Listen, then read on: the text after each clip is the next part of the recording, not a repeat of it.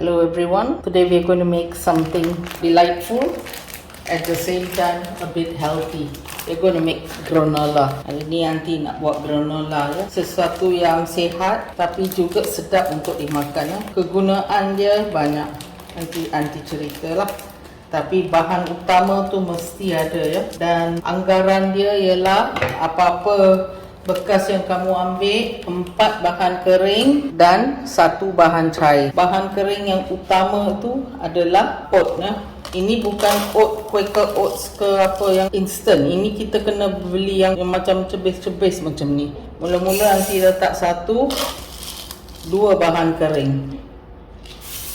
Lepas 2, kita tunggu, kita simpan ni dulu. Lepas tu masukkan ke kacang. Apa-apa yang kamu ada di rumah ya. For the granola you need 5 cups of whatever size cups you're using. 4 will be dry ingredients, 1 will be wet ingredients. And right now I've put only 2 dry ingredients. Now we'll start putting in all the dry ingredients you have in your house.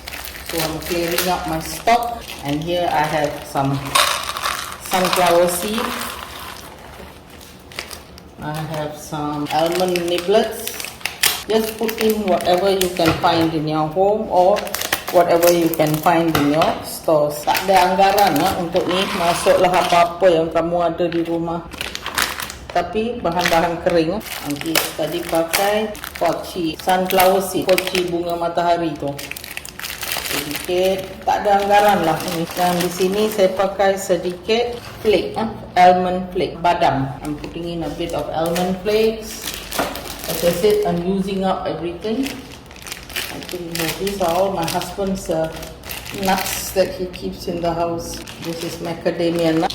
Now the 4th red ingredients have gone in. Now just give it a mix and add about a teaspoon or so, flat teaspoon. Masukkan 1 sudu kecil rata garam. Garam ni perlu ya, sebab dia akan membangkit rasa kacang-kacang dalam ni. Okay, kacang-kacang so that dia serata lah.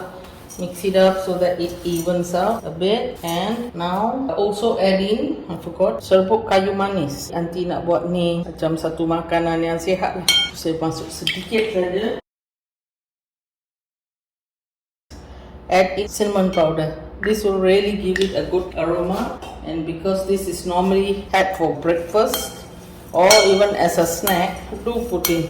And I'll tell you one secret ingredient you can add in because of this cinnamon. I'll tell you at the end. What is that secret ingredient? I hope I remember to tell you. Ada satu bahan rahsia ya, sedap kalau kita masukkan pada penghujungnya. Nanti saya cerita. Sebab ada kayu manis, benda tu kalau ada memang sedap. Macam saya cakap tadi, kacang apa-apa pun kita boleh masuk dalam ni. I've put in a little bit. This is the 5th bowl, which is the wet ingredient. I've put in some melted butter. You can use, even if you really want to make this healthy, do use coconut oil, but not your usual coconut oil from the Indian provision shops. That will be a bit too strong for this. This is called extra virgin coconut oil. If you want, you can use this instead of butter. I might just use a bit more.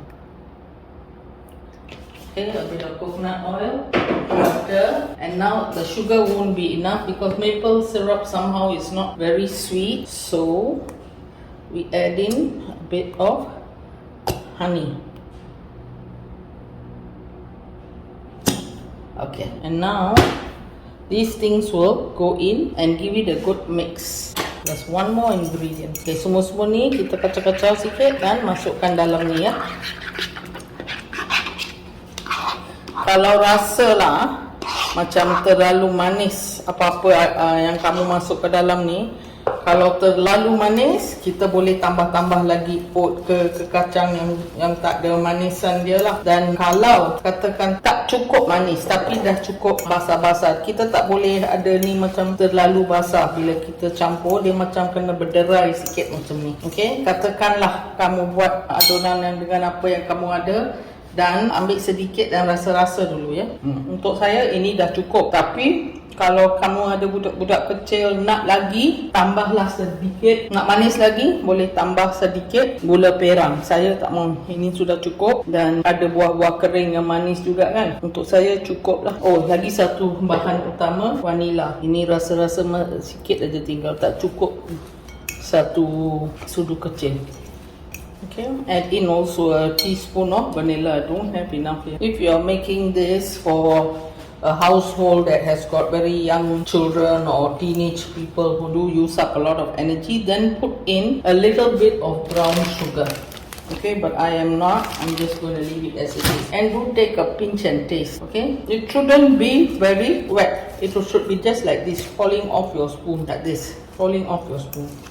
Okay, there's one more ingredient you have to add now, and that is egg whites. What egg white would do is it will give your granola a sheen, a nice shine on it. Okay, lagi satu bahan penting, kalau nak lah, kalau tak ada, tak nak pakai pun boleh saja. Ia adalah sedikit telur putih, 1 biji telur putih, dan kita pukul-pukul dan masukkan. Ini akan memberi macam kilat tau pada granola kita. Kita boleh buat granola ni macam berderai ataupun padat sikit, ataupun jenis yang kita potong-potong macam saiz jari. Yang tu saya tunjuk lain hari lah. Itu selalunya orang buat dekat atas api. Yang ni, cara ni orang buat dalam ketuha ya. There's 3 ways you can do granola. One is very crumbly. So you put a thin layer in the oven. I'm going to make it a little crumbly, not very.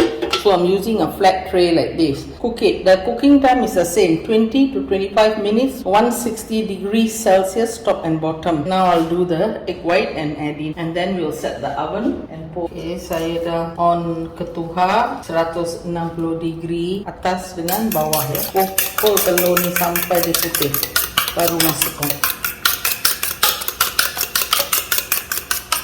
After ready, switch on the oven to 180 degrees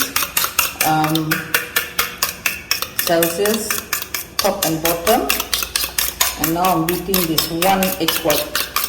If you want, you can use 2, but beat until it's frothy and a bit white. I think some egg yolk was gone in. And if you're vegetarian, you don't have to do this part, because it's not necessary. It's just to make it look shiny at the end. Okay, just mix it all over. Kalau kamu vegetarian tak nak pakai telur putih ke apa, boleh saja. Cuma dia tak ada kilat, itu saja. Okay, after this, just take all these and start packing them on this tray. This is quite a bit. If you don't wish to make so much, just lessen the ingredients by using a smaller bowl or cup. You can use a half cup or a 3/4 cup, but I'll show you how much I got by using this measurement with that size bowl. There's a lot of uses for this. Banyak kegunaan ni ya. Sebab dia betul-betul berkhasiat. Sebab rolled oats ni ya, bukan oats yang instant tu ya. Tolong jangan beli yang tu, memang tak menjadi. Rolled oats ni bagus untuk jantung kita ya. Dia akan mengambil lemak-lemak ya yang sangkut dekat saluran-saluran darah kita dan membuangnya ya. Itulah orang suka pakai rolled oats. Orang kata oat yang instant tu memang tak guna.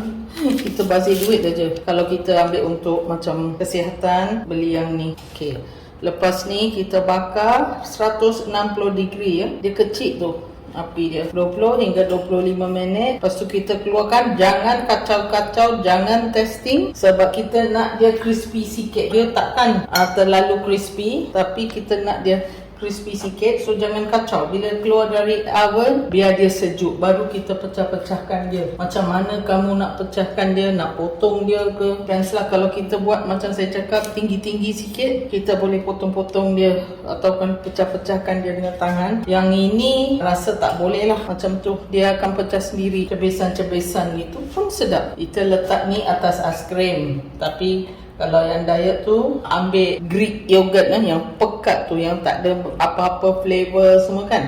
Letak sikit, kita pecah-pecahkan dia, letak sikit, makan. Memang berkhasiat. Lagi boleh taruh atas cereal. Kalau kita ambil cereal apa-apa, I've got 2 jars of granola here. Do try it at home. Use whatever ingredients you want.